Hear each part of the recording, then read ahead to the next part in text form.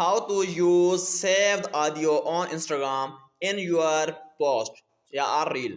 In this video I will show you how you can use your saved audios in your Instagram post or reel. So for that, just open your Instagram account, click on reel option and select any reel.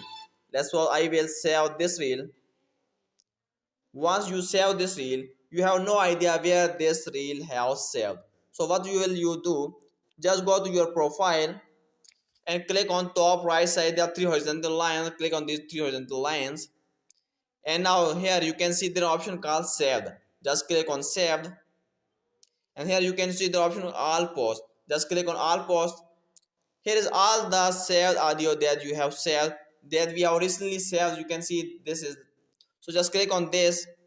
And how will you use this? Click on this icon. Now click on this audio, click on use audio. Now you can shoot with your camera, or you can click on your gallery and select any post or reel or anything. Simply click on next. Now here give your title and everything, and then simply click on share, and your reel or post will be shared with your required audio or with your selected audio. So this is the way how you can use your saved audio on Instagram with your reel or post.